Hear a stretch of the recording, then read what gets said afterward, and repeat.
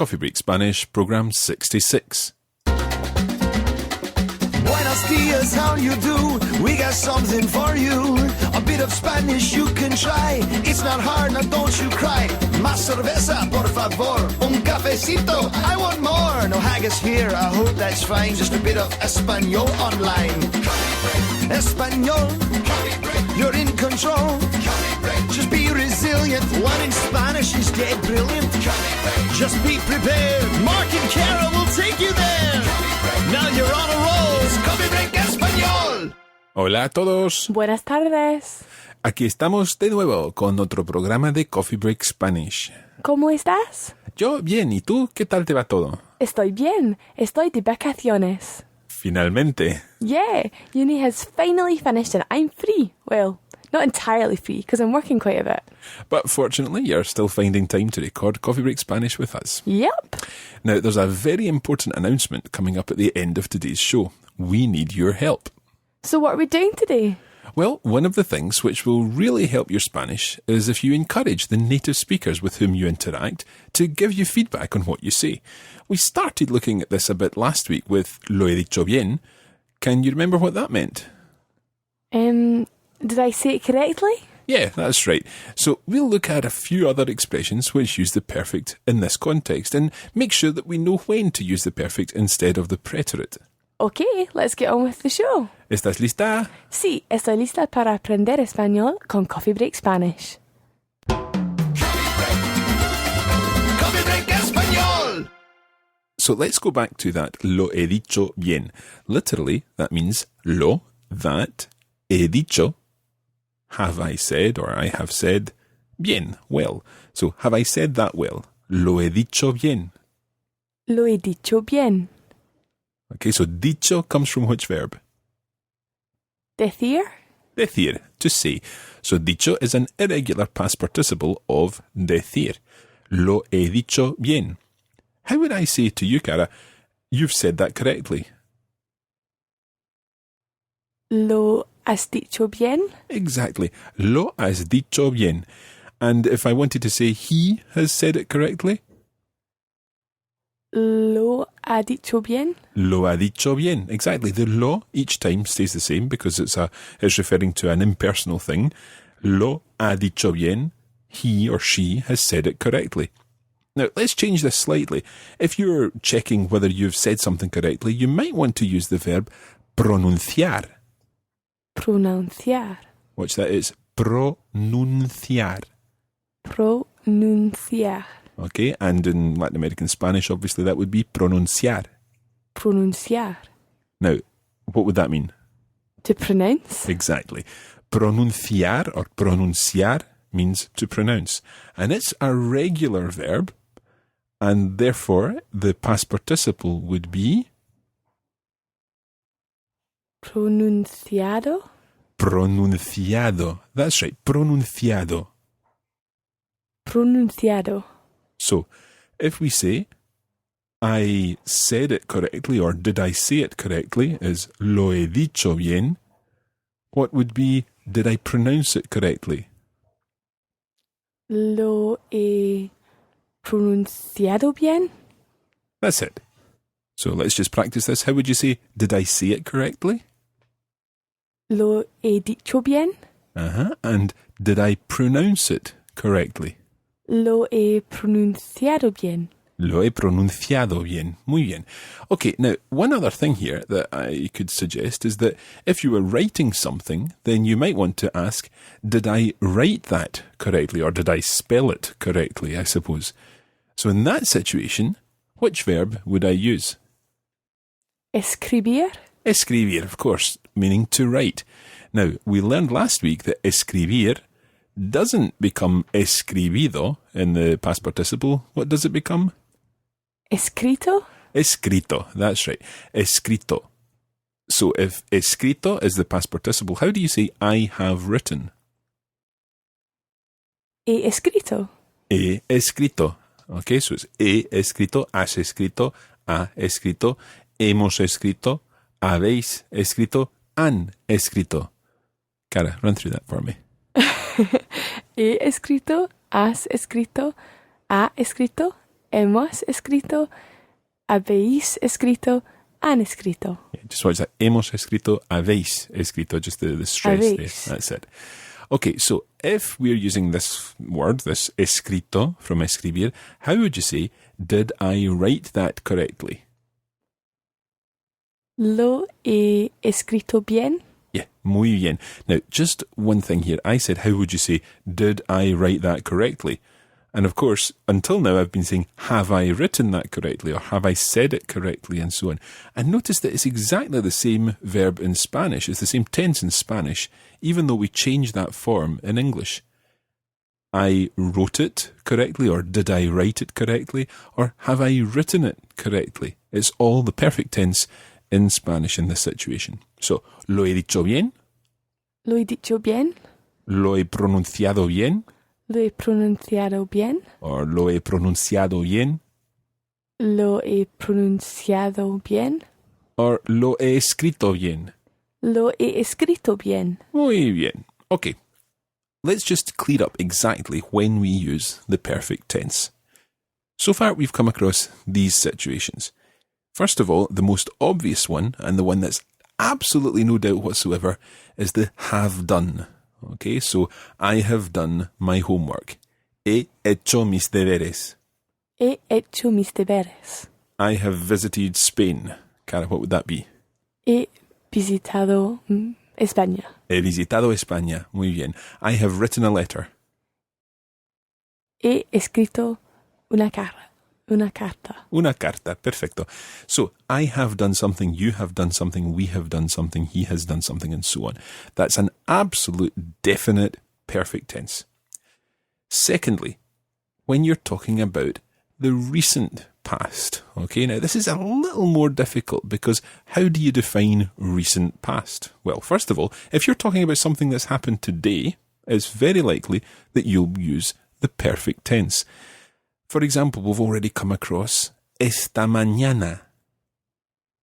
Esta mañana. And what does that mean, Cara? This morning. This morning. So, esta mañana he escrito una carta. This morning I wrote a letter. Uh-huh. Now, why is it he escrito? Why is it not escribí in the preterite? Because it's this morning, so it's related to the present. Yeah, it's kind of the present, it's the present perfect thing that we've spoken about before. It's related to the present, it's happened today, it's very recent past. So although in English we would say, I wrote a letter, or indeed, I have written a letter, and these can mean slightly different things in English. In Spanish, if you did it today, then you use the perfect tense. He escrito una carta. He escrito una carta. Okay. Let's take another example. Let's take this week. Esta semana hemos aprendido mucho. This week I learned a lot. No, I learned a lot. Hemos, Oh, sorry, we have learned a lot. we have learned a lot, yeah. So this week, we've learned a lot. Now, that's not really quite as obviously related to the present. It's not quite as obviously recent past.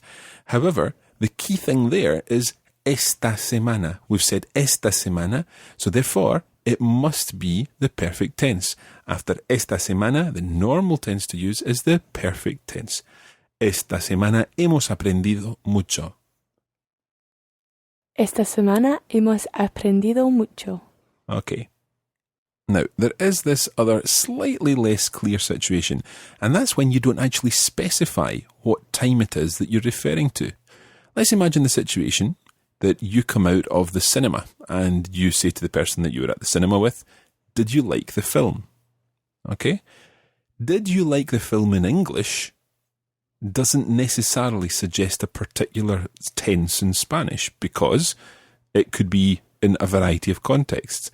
But given that we're talking about the fact that we've just come out the cinema, it's as recent as you can get. Therefore, which tense do you think we should use in Spanish? The perfect? The perfect, exactly. So let's think about how we would say, did you like the film in Spanish? How would we say, first of all, do you like the film? ¿Te gusta? Te gusta, and the film is la película. La película. ¿Te gusta la película? Okay, so te gusta, the present tense of gustar. Now, remember that gustar is one of those slightly strange verbs because it kind of swaps round a bit. You don't say, do you like the film in Spanish? You actually say, does the film please you? Okay, te gusta, to you, pleases la película, the film. Te gusta la película. ¿Te gusta la película? Now we're going to put this into the perfect tense. So, te gusta is present. To make that into the perfect, then we need to get the past participle of gustar, which would be? ¿Gustado? Gustado, yeah, because gustado comes from gustar and it's a regular verb, and therefore in the past participle it becomes gustado. So, gustado is the past participle that we need. Let's try and work out how we'd say the whole thing. And remember, we're not saying, have you liked the film, but has the film pleased you? So which part of haber will we be using? The third person? Exactly, which is? A. Muy bien. So, to you, Te has pleased ha gustado the film. la película. Muy bien. Te ha gustado la película. Te ha gustado la película. Te ha gustado la película. Te ha gustado la película. Yeah, and I did something there that's very, very common in Spain in particular, and that is change the ado to a kind of ao. Ow. Ao, that's right. It's kind of like, it almost becomes in some parts of Spain, te ha gustado la película. Te ha gustado la película. Yeah. It's not probably the best thing for a learner to do because it might give the impression that you know more than you know, and then you'll get a lot of Spanish back. But if you try to just understand that the gustao is the same as gustado, okay? And the D sound in there is the way it's written, and often it's pronounced as gustao. Gustado. So, te ha gustado la película. Te ha gustado la película. And why is it perfect? Because it's just happened. You're just out of the film and you are asking your friend or whoever you went to the cinema with, did you enjoy it? ¿Te ha gustado la película? Te ha gustado la película. How would you say, did you enjoy the book? ¿Te ha gustado el libro? Te ha gustado el libro. Perfecto. Okay, let's change this a little and ask the question, did you like the film that you perhaps saw last month? In that situation, it's not going to be the perfect tense that you're looking for. What would it be? It would be the preterite. Exactly. So now we're thinking of the preterite tense of gustar. Again, it's a regular AR verb, so we're looking for the third person singular, which would be? Gustó. Gustó. Exactly. So, to you pleased the film. ¿Te gustó la película? ¿Te gustó la película? Yeah, did you like the film? Now, there probably are many people listening who will think, that could be perfect as well, and the fact is it probably could be. However, really from a grammatical point of view, because the perfect tense is used for recent things, it's a bit of a grey area as to whether that would be perfect or preterite, and the bottom line is, of course, that either way you will be understood. Let's think of another example of this whole idea of the perfect of recency, this recent perfect tense. Let's imagine someone just said something to you, and I wanted to know, what did he say to you? Okay? Now, that person has just said whatever he's just said, yeah? So it's a recent event. I would then ask you, ¿qué to you, te, has he said? Ha dicho. ¿Qué te ha dicho? ¿Qué te ha dicho? And the difference between that and ¿qué te dijo is, of course, that ¿qué te dijo is the preterite tense. Therefore, in a sense, it's used for further back in the past. So, what did he say to you in 1993? ¿Qué te dijo en 1993? Whereas, ¿qué te ha dicho hoy? What did he say to you today? What has he said to you? So the important point here is that we're just thinking a little bit about how to use the perfect tense in the sense that we're looking at today or recent past. Okay? Is that all clear? Yep. Okay. Remember then that esta mañana, esta tarde, and also esta semana, this week, este mes, this month, Este año, even, because you're using este or esta in this situation. These are taking perfect too. And the other situation that we mentioned last week was the idea of hace una semana. What does hace una semana mean? A week ago? A week ago, yes. So, hace una semana, a week ago, hemos empezado a estudiar español. We started to learn Spanish. Yeah. Now, notice in English you say, we started to learn Spanish. Whereas in Spanish, you kind of have to say, we have started to learn Spanish. And I think one thing that's quite useful is that if you listen to native Spanish speakers speaking English, you might find that they often use phrases like this that just sound a little strange in English. For example, last week we have started learning Spanish, and that sounds just a little strange to us. But at the same time, we understand what it means. We're going to cover one more thing in this lesson, and that is the use of ya. You remember last week we mentioned ya as in already. Ya he hecho mis deberes. I've already done my homework. And ya plus the perfect is used in that way. Very common. So how would you say, for example, I have already visited Madrid? Ya he visitado Madrid. Ya he visitado Madrid. Okay, now we're going to change this slightly because what I want to do is look at the use of ya when we're asking a question. Let's take that example. Ya he visitado Madrid means I have already visited Madrid. But if I put that into a question and ask you, Cara, ¿ya has visitado Madrid?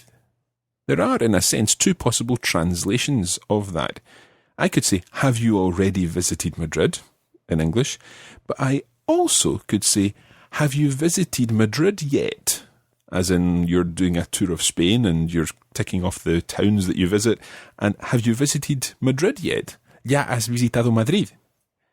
So the ya in the perfect tense, when it's a question, can have the meaning of yet and not just already. Okay, we're going to put your perfect tense to the test in this week's bonus podcast, but for the time being, we'll leave it there. Coffee break español. So there you go. By now you should really be on top of your perfect tense. I suppose the most difficult thing is using the tenses on the spot. Yeah, but that's the thing. At the end of the day, when you're on the spot and you need to say something, no matter which tense you use, you'll be understood. I suppose so. Now, you said earlier that you've got something important to tell our listeners. I have indeed. As we've mentioned once or twice, we're working towards the end of Coffee Break Spanish in its current format at Lesson 80. There will be more Spanish lessons after that, don't worry, but in its current format, we'll be rounding up this course of lessons at the end of Unit 8. At the moment, we're planning the remainder of the lessons, and we want to know what you'd like to be included in these lessons. If there's anything you'd like us to cover, perhaps a grammar point that you've never quite understood and you need the coffee break treatment, then let us know. Equally, we don't want to get bogged down in grammar right through to the bitter end, so if there are any topics you feel are missing, let us know. We want your thoughts on this. We want to make this your Coffee Break Spanish, so go straight to mycoffeebreakspanish.com and you can join the discussion. Remember, if you don't contribute to the discussion, then we won't know what best suits your learning. Okay, that's all for today. Muchas gracias, como siempre. Hasta pronto. And don't forget to let us know what you want from the coming lessons. mycoffeebreakspanish.com. Coffee break español. This podcast was brought to you by the Radiolingua Network. Find out more at www.radiolingua.com.